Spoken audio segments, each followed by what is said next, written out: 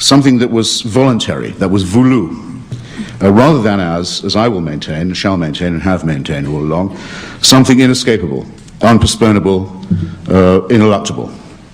It's also, if you care to notice, and some of you will, the exact same logic that was also employed by President Bush and General Scowcroft and many others to justify their policy of staying out of Bosnia-Herzegovina, staying out of Kosovo, and in general of deciding to let the Balkans run, as they did, rather than to intervene.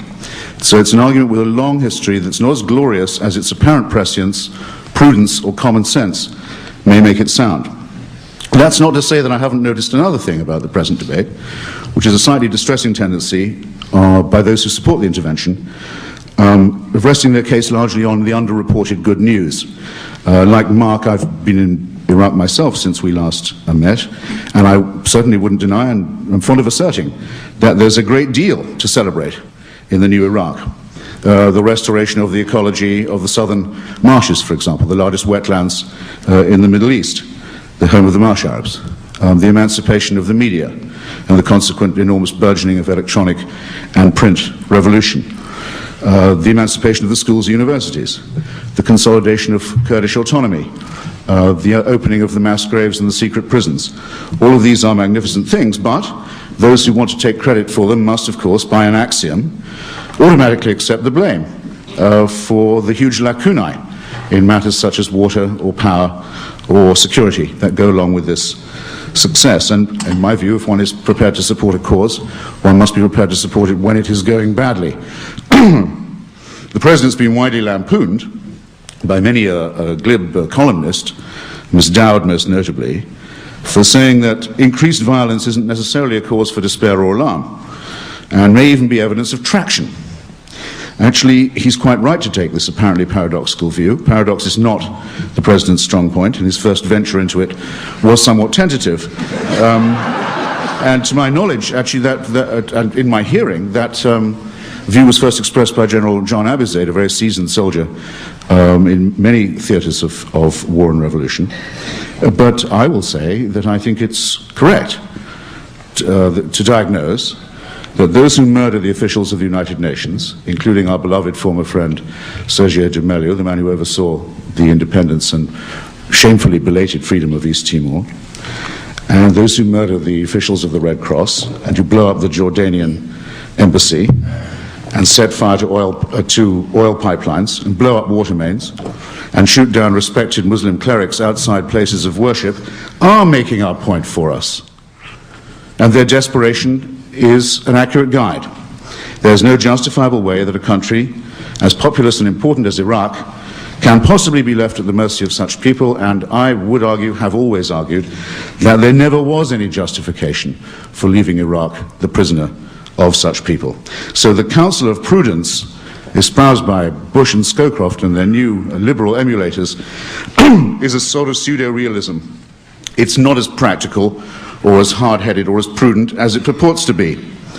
Even in the year when it was instated, when it was decided to go no further in the quarrel with Saddam Hussein, it did have a number of very obvious disadvantages. Number one, it left Saddam Hussein, a psychopathic sadist and megalomaniac, in sole charge of Iraq and its people.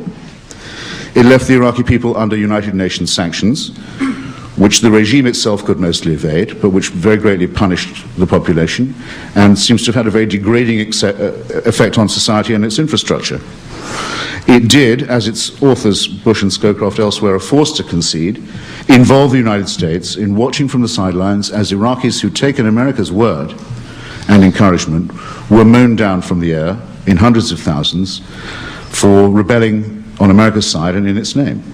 It left the Ba'athist regime free to continue work on weapons of mass destruction, which we know for certain that regime was doing on a very grand scale until at the very least 1995. It left Saddam Hussein free to threaten his neighbors and to give support to jihad forces all around the world. The man most wanted, for example, in the 1993 bombing of the World Trade Center in New York, a man called Musab Yassin, fled straight from New Jersey to Baghdad, though there are still those in our intelligence services who prefer to grant Saddam Hussein the presumption of innocence in this and in several other matters. It also left Saddam Hussein free to try and assassinate former President Bush on his post-war visit to Kuwait, an act of such transparent lunacy that it far transcends any sneers, I think, about the present president wanting to avenge his daddy. It also demonstrates something else of importance, by the way, Saddam Hussein's urgent personal need for a revenge for his defeat in Kuwait in 1991. And that's a consideration that I believe deserves more attention than it's received. So this already lousy status quo wasn't really a status quo. It was, as you can see easily, very volatile and highly unstable. Saddam Hussein's speeches were becoming ever more demented, ever more extreme, and ever more Islamist in their tone. The flag of Iraq was amended to include a very threatening verse from the Quran. Gigantic mosques were being built in Saddam Hussein's name. He financed openly the suicide murderers in Palestine, whose avowed objective is the establishment of a theocratic dictatorship over all, whether believers or not believers. And even if, as seems remotely possible, it's a contingency that may be taken seriously, Saddam Hussein was, after 95, 98, largely bluffing about WMDs, that conclusion on its own would completely destroy the view maintained by very many liberals that for all his many crimes, Saddam at least understood the basic logic of deterrence and self-preservation. The saying was, if you remember, that he was in his box. Not a bit of it. Not only was he able to defy the UN, but with French and Russian collusion, he was increasingly able to circumvent the sanctions. The box was falling apart.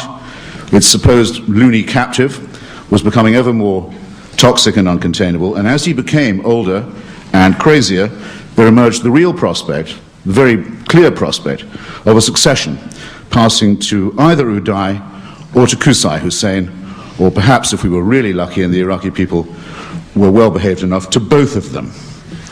Who wants to review the prospect of an Uday Qusay Hussein Iraq with equanimity?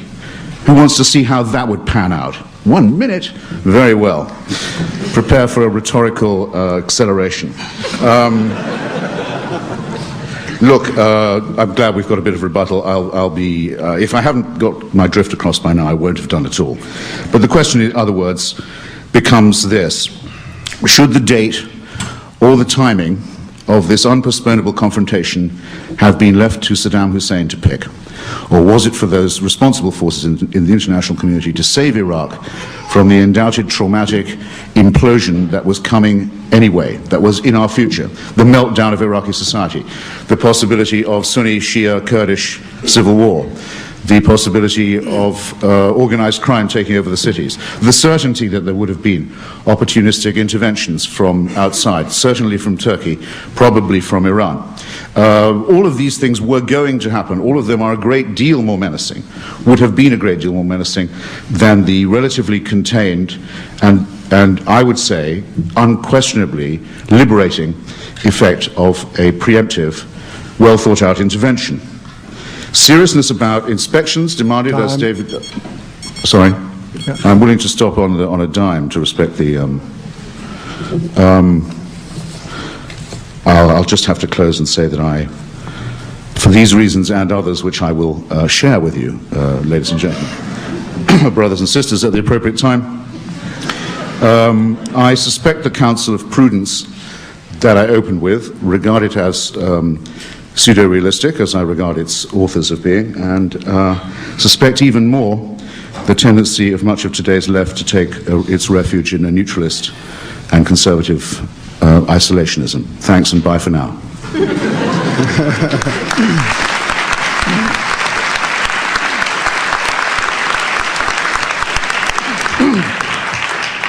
Mark Danner, 10 minutes.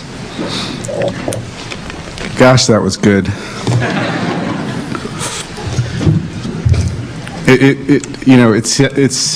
I feel saddened that I have to point out the distance of those beautiful remarks from the truth of what's going on the ground. It feels like, I don't know, willfully destroying a masterpiece somehow. Our subject tonight is, has Bush made us safer? I'm going to begin, before I take up some of what Christopher had to say, with an attempt to answer that question. And I ask all of you sitting in the hall to think about it in personal terms.